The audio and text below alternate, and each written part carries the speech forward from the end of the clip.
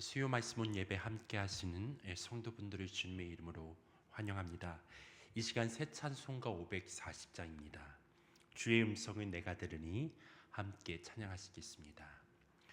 주의 음성은 내가 들으니 사랑한단 말일세.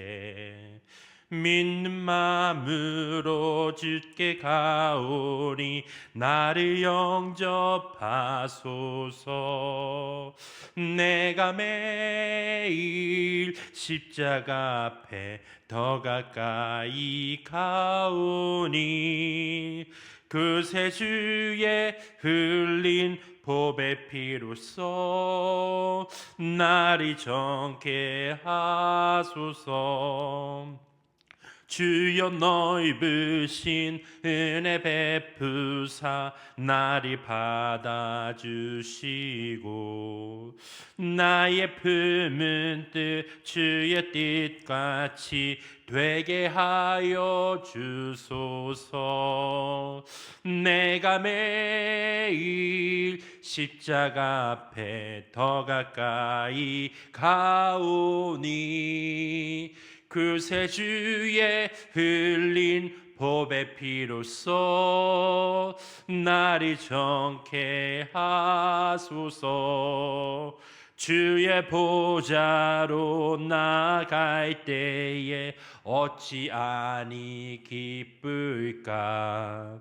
주의 얼굴을 항상 배우니 더욱 친근합니다.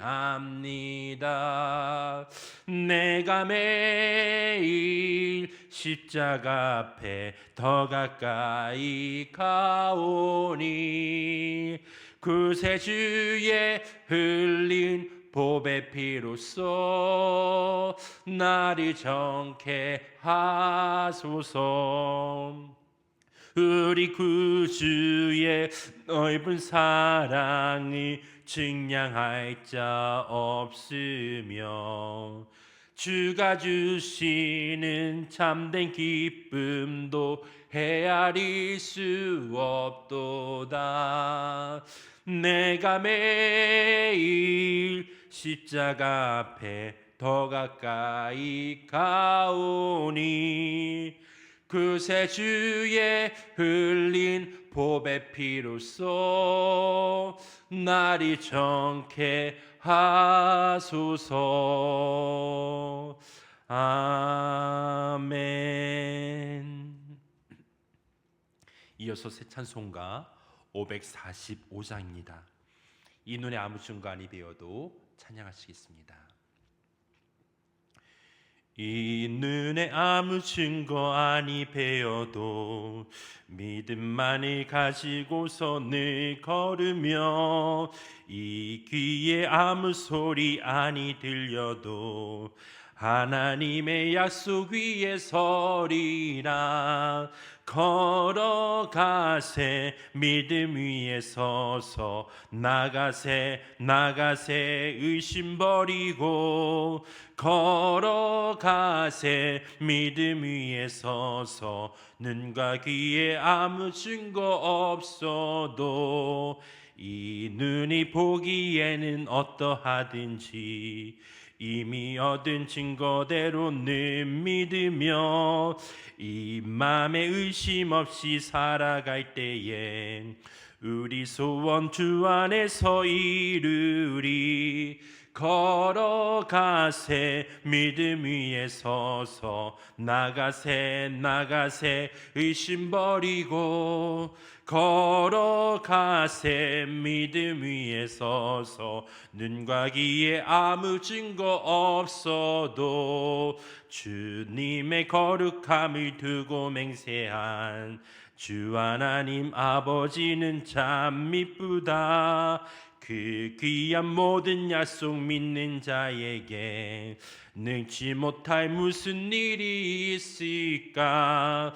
걸어가세 믿음 위에 서서 나가세 의심 버리고 걸어가세 믿음 위에 서서 눈과 귀에 아무 증거 없어도 걸어가세 믿음 위에 서서 나가세 의심 버리고 걸어가세 믿음 위에 서서 눈과 귀에 아무 증거 없어도.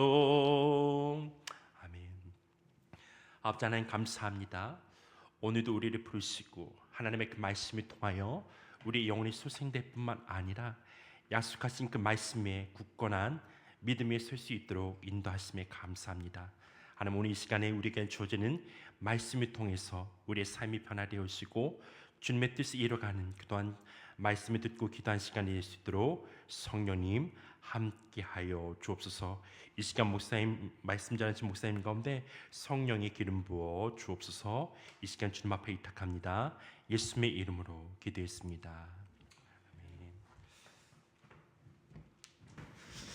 할렐루야. 오늘 말씀 예배는 요한복음 21장 15절에서 17절의 말씀입니다. 요한복음 21장 15절에서 17절의 말씀입니다. 함께 읽어보겠습니다. 15절에서 17절의 말씀입니다. 그들이 조밥 먹은 후에 예수께서 시몬 베드로에게 이르시되 요한의 아들 시몬아, 내가 이 사람들보다 나를 더 사랑하느냐 하시니 이르되 주님 그러하나이다. 내가 주님을 사랑하는 줄 주님께서 아시나이다. 이르시되 내 어린 양을 먹이라 하시고 또 두 번째 이르시되 요한의 아들 시몬아, 내가 나를 사랑하느냐 하시니 이르되 주님 그러하나이다. 내가 주님을 사랑하는 줄 주님께서 아시나이다. 이르시되 내 양을 치라 하시고 세 번째 이르시되 요한의 아들 시몬아, 내가 나를 사랑하느냐 하시니 주께서 세 번째 내가 나를 사랑하느냐 하심으로 베드로가 근심하여 이르되 주님 모든 것을 아시오매 내가 주님을 사랑하는 줄을 주님께서 아시나이다. 예수께서 이르시되 내 양을 먹이라. 내가 진실로 내게 이르노니 내가 젊어서는 스스로 띠띠고 원하는 것 다녔거니와 늙어서 내 발을 벌리리니 남이 내게 띠띠우고 원하지 않은 곳으로 데려가리라. 여기까지 보겠습니다. 오늘 제목은 사랑의 특권이란 제목으로 해서 말씀의 은혜를 나누겠습니다. 내가 주님을 사랑하는 줄 주님께서 아시나이다. 예수께서 이르시되 내 양을 먹이라. 이 대화를 통해서 하나님의 사랑의 특권이 무엇인지에 대해서 묵상해 보기를 바랍니다. 하나님께서 하나님께로부터 가장 받고 싶은 복이 무엇이냐라고 물으면은 여러 가지 사정에 따라서 각 사람들이 그 복을 얘기할 거예요. 급하게 요구되어지는 복이 있고 또 정말 해결했으면 좋겠다라고 하는 그런 문제거리를 해결하면 참 좋겠다라는 사람도 있고 또 건강이라고 말하는 사람도 있을 거예요. 정말 가장 큰 복은 무엇일까? 물질의 복, 그게 생기면은 많은 삶의 문제가 해결될 것 같은 또 예상을 할 수가 있습니다. 건강의 복, 때로는 자식의 복, 이렇게 간구하는 사람도 있습니다.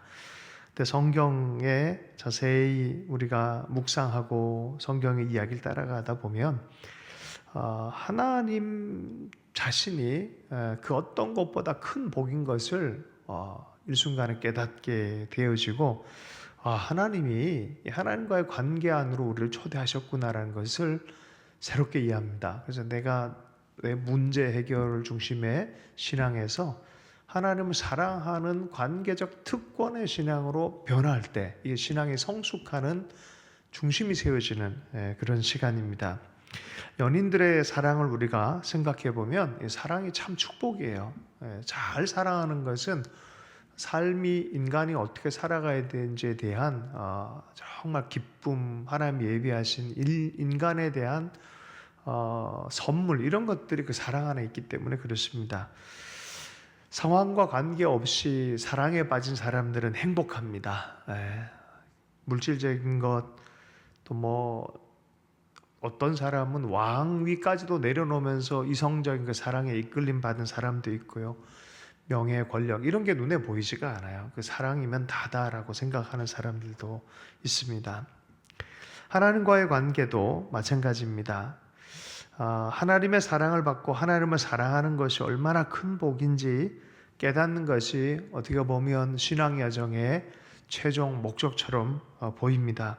구원의 티켓은 받아놓고 사랑을 경험하지 못하고 인격적 경험이 없다면 사실 불행한 신앙생활을 하는 거예요. 굉장히 살아계신 하나님과 사랑의 관계 안에 동행하는 게 아니라 이게 그냥 자기 나름의 종교성을 키워가며 한 번도 하나님 앞에 그 사랑과 하나님을 위해 사는 삶이, 사랑하며 사는 게 뭔지 마음속 깊이 체험이 없는 건건한 신앙생활이 되어버린 것입니다. 고린도전서 13장에 사랑이 없으면 이 방언이나 예언도 아무것도 아니라 그러는데, 하나님을 바라보는 신앙생활에서 사랑이 빠지면 그 신앙생활에 뭔 의미가 있겠습니까? 그런 의미에서 하나님의 이야기와 성경 이야기의 가장 중심은 하나님의 우리를 사랑하신 사랑의 이야기고, 그 사랑에 반응하는 또한 우리들의 사랑의 이야기가 성경의 중심 이야기인 것을 알아야 됩니다. 이게 복음의 이야기입니다. 복음 안에는 하나님의 사랑의 이야기가 있습니다. 하나님이 천지를 창조할 때도 하나님의 형상대로 그 사랑의 충만함 안에 창조의 사역을 하셨고요. 또 인간이 타락할 때에도 구원의 길을 인류 전체를 향한 계획을 가지며 한 민족을 택해서 출애굽시키고 광야의 과정, 역사의 전 과정을 통해서 끊임없이 그분이 사랑의 하나님이신 것을 계속 계시의 도구로 이스라엘을 사용하고 또 구약 성경도 그런 의미에서 우리에게 전해주셨습니다. 하나님이 우리에게 주신 가장 큰 축복은 그래서 사랑입니다. 하나님을 깊이 깨닫게 되면 우리는 세상의 무엇과도 바꿀 수 없는 기쁨이 찾아오고 감격과 행복감을 느낍니다. 세상에 있는 것이 아니라 하나님으로부터 주어진 것입니다. 세상의 어떤 조건이 채워져서 행복한 것이 아니라 하나님 때문에 조건이 지금 당장 없어도, 밀림 속의 십자가라는 책에 보면은 원주민이 이 복음을 알고 복음 때문에 지금 당장 외적이 침입을 해가지고 죽게 생겼는데도 그 선교사 앞에서 신앙을 간증하고 행복한 영적인 태어남, 하나님을 사랑하고 사랑받는 자의 모습이 명백하게 보입니다. 그 어떤 상황의 문제가 아니고 온 인류 전체를 향한 하나님의, 사람을 향한 그 사랑의 이야기를 그 원주민이 알았던 거예요. 얼마나 큰 감격입니까? 신앙생활은 바로 예수 안에서 이러한 하나님의 사랑을 발견하도록 우리에게 복음을 통해 주어지는 것입니다. 하나님의 아들 예수 그리스도께서 사람의 몸을 입고 오신 성육신은 우리를 향한 하나님의 사랑을 보여주는 절정입니다. 예수의 십자가 사건은 하나님께서 내가 너희를 이렇게 사랑한다는 최고의 증거가 됩니다. 하나님 세상을 이처럼 사랑하사 독생자를 주셨으니, 그 사랑의 이야기입니다. 하나님께서 나를 사랑한 것에 감격해 본 적이 있으십니까? 내가 하나님의 사랑의 대상이 된다는 사실, 나도 사랑해 주시나요?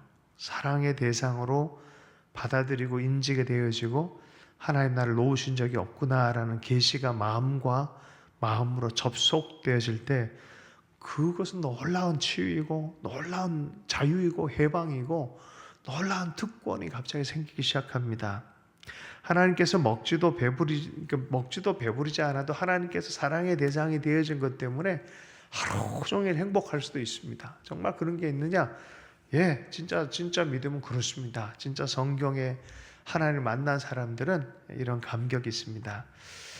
자, 이런 사랑을 발견하고 이 사랑의 길을 걷는 이 사랑을 믿는 믿음이에요. 실은 어떤 믿음이야 하면 이 하나님의 사랑을 믿는 믿음이 산 믿음입니다. 자, 그런데 이 믿음, 이 사랑을 믿는 믿음, 이 사랑의 테스트가 성경은 있다라고 얘기를 해요. 요한복음 오늘 이 본문 말씀입니다. 네가 나를 사랑하느냐라고 묻습니다. 3번 묻습니다. 네가 나를 사랑하느냐라는 3번의 물음에 베드로가 되게 당황해해요. 이따가 조금 더 다루도록 하고, 성경의 맨 처음에 믿음의 선진이라고 일컬음 받는 아브라함에게도 이런 일이 있었습니다. 하나님이 주신 이삭인데 주님께서 이삭을 번제드리라라고 하는 시험을 하십니다. 어떤 것을 더 사랑하는지, 어떤 중심을 정말 하나님을 사랑하는지에 대한 사랑의 시험, 굉장히 이 고난이도의 시험을 하셨어요. 너의 독자 이삭보다 나를 더 사랑하느냐라고 묻는 거예요. 네 아들, 네 딸보다, 네 어떤 소유보다, 어떤 것보다, 혹은 네 생명보다 나를 더 사랑하느냐라고 묻는 것입니다. 우리를 향한 동일한 질문이 있어요. 신앙생활은 그래, 결국은 하나님 앞에 네가 나를 사랑하느냐라고 묻는 그 질문 앞에 다 도달하게 돼 있어요. 다 도달합니다. 출제위원장이 똑같은 분이기 때문에 그래요. 출제위원장님이 똑같은 분이고 시대가 다르고 사람이 다르다 보니까 문제를 조금씩 변형시키고 수정해가지고 문제를 냅니다. 똑같이 내면 다 맞추기 때문에 문제를 조금씩 다 변형시킵니다. 어떤 사람에게는 재정걸 가지고, 어떤 사람에게는 주일 성수를 가지고, 어떤 사람에게는 선교적인 결단을 가지고, 어떤 사람은 이런 모양 저런 모양으로 주님께서 문제를 변형시켜서 내십니다. 실제로 그 문제를 한 단어로 하면 뭐예요? 한 줄로 하면 네가 나를 사랑하느냐라는 거예요. 네가 나를 사랑하느냐. 기본적으로 내가 나를 사랑은 잘하는데 하나님을 사랑하는 것은 내 사랑과 내 관점과 내가 좋아하는 것과 하나님을 사랑하는 것과 끊임없이 부딪힘이 있기 때문에 자기를 부인할 수밖에 없어요. 자기를 부인하는 만큼 하나님의 사랑에 반응할 수 있게 되어지는 것입니다. 그렇죠? 네가 나를 사랑하느냐라는 그 질문, 바로 시대를 불문하고 사람들 불문하고 결국은 각자가 대답해야 될 질문이 네가 나를 사랑하느냐라는 가장 핵심적인 가치인 사랑에 대한 질문입니다. 조금 더 나가보도록 하겠습니다. 성경 안에서는 이 핵심이 사랑인데 하나님을 사랑하고 사람을 사랑하는 것이 모든 율법의 강령, 아주 중요한 것이다라고 중요한 정신이 강령 아니겠습니까? 메인 정신이다. 그게 헌법 정신이다라고 말하는 거예요. 하나님을 사랑하고 사람을 사랑하고, 십계명을 봐도 한쪽은 하나님 사랑, 부모님 사랑을 이렇게도 편입하고 이렇게 이웃 사랑으로 좀 편입해 본다 그러면 그렇죠. 이쪽은 다 사람들에 대한 사랑이고 이쪽은 다 하나님을 어떻게 사랑할까에 대한 사랑의 질문입니다.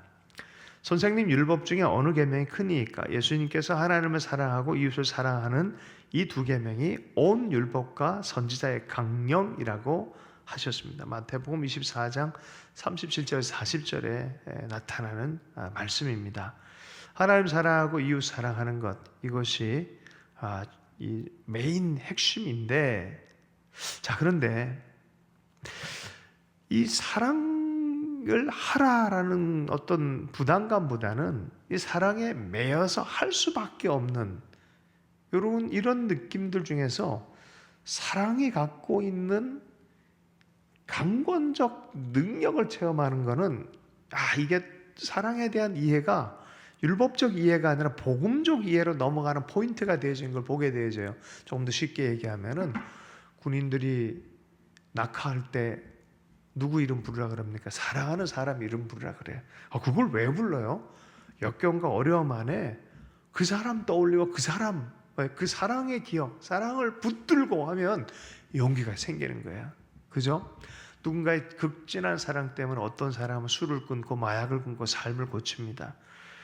허랑방탕하다가도 마음의 중심을 잡는 건 사랑했던 그 대상들, 사랑의 말 한마디 때문에 힘을 내는 경우가 많이 있습니다. 그런데 이것이 바로 사람이 아니라 하나님과의 사랑을 확실하게 알고 살아계신 하나님이 나를 사랑한다는 그것을 깨닫고 마음의 눈이 열려서 받아들여지기 시작하면 이것은 폭발적인 힘을 가지기 시작합니다. 진짜 밤을 새우면서 하나님을 더 사랑하고 알기 위해서 성경을 읽고 기도하고 노래하고 하나님을 사랑하는 그 강건되어진 사랑이 뭔지를 경험해요. 1시간 기도한 줄 알았더니 눈 떠보니까 7시간 기도했어요. 한 5분 성경 읽은 줄 알았는데 눈 떠보니까 그러니까 눈은 뜨고 읽죠. 1시간 내내 3시간 내내 성경을 수업 시간에도 갑자기 성경 읽고 싶어가지고 그런 간절한 마음이 생기는 거예요. 왜요? 사랑하면 그래요. 누군가를 이성적으로 사랑할 때 온통 그 사람 생각이에요. 온통 그 사람 생각. 아침부터 저희 무슨 일을 해도 온통 그 사람이에요. 이게 사랑하는 사람이죠. 온통 물들어져요. 하나님을 사랑하면 그래요. 내가 일을 해도 하나님 사랑함 안에서 일을 하고 있고, 무엇인가를 봐도 하나님을 사랑함 안에서 그 모든 것들이 일어나는 것이죠.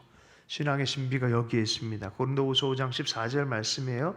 그리스도의 사랑이 우리를 강권하시는도다.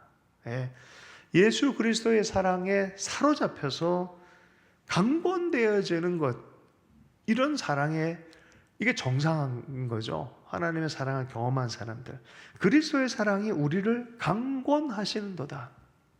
그 사랑 안에 사는 사람들의 특권, 그 사랑에 매여서 사랑으로 24시간 물들이면서 살아가는 그런 사랑입니다. 그리스도 안에 있는 하나님의 사랑입니다. 예수님의 사랑이 우리를 강권하고 그 사랑 안에 하나님의 사랑이 우리를 강권한다라고 말합니다.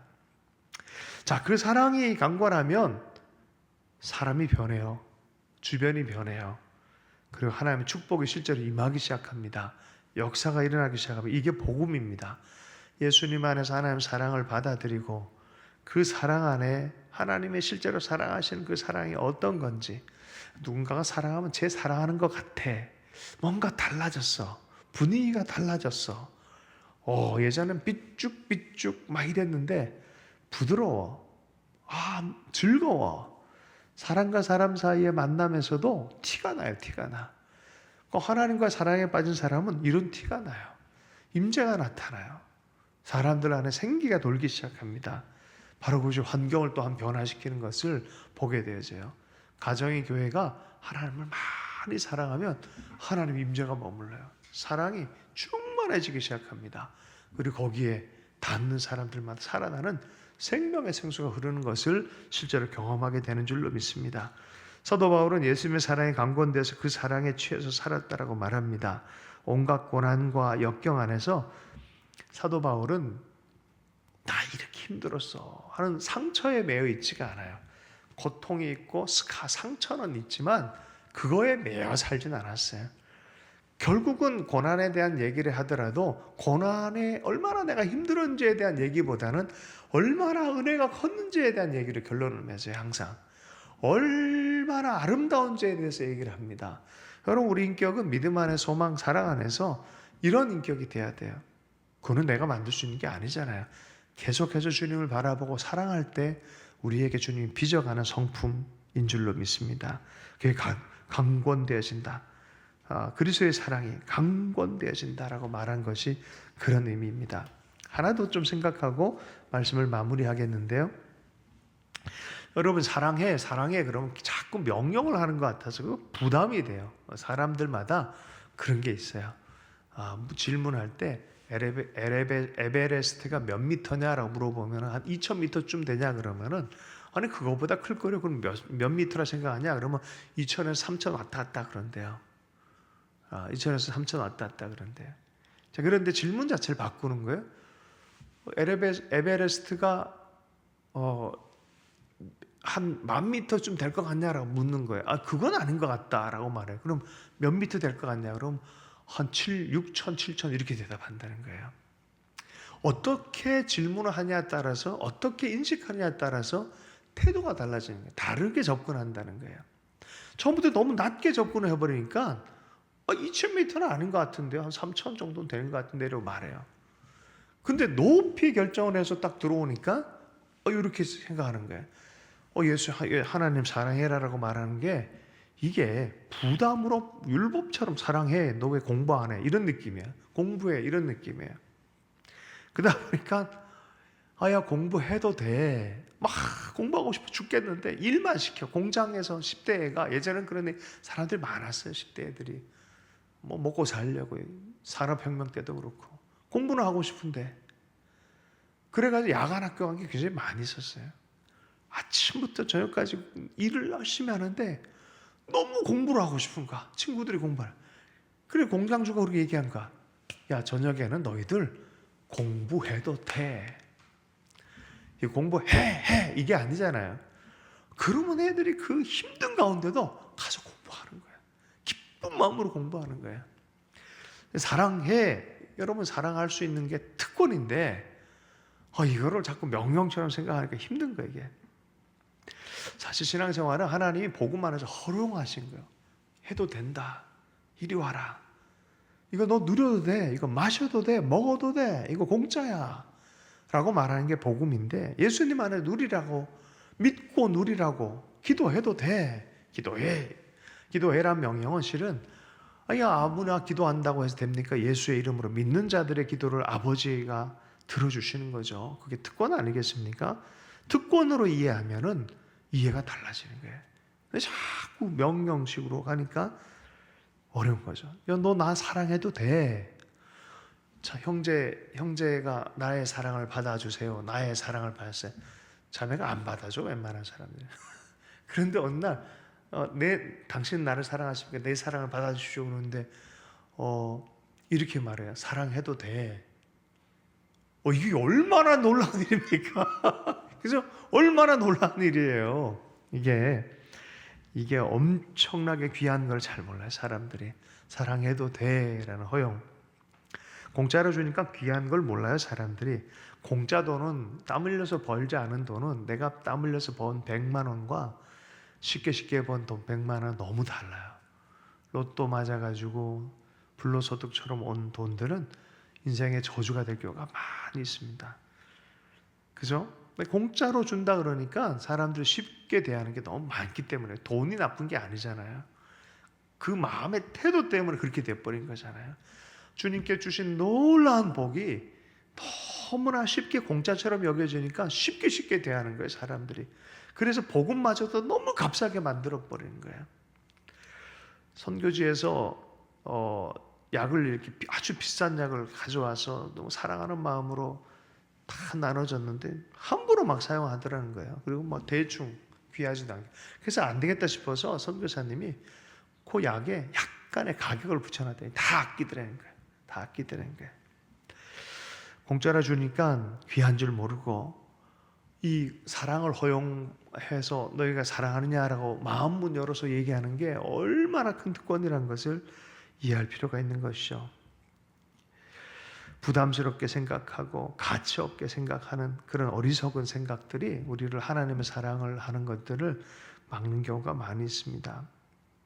여러분, 그런 의미에서 하나님을 사랑하는 것은 우리의 너무 복된 특권입니다. 특권이에요.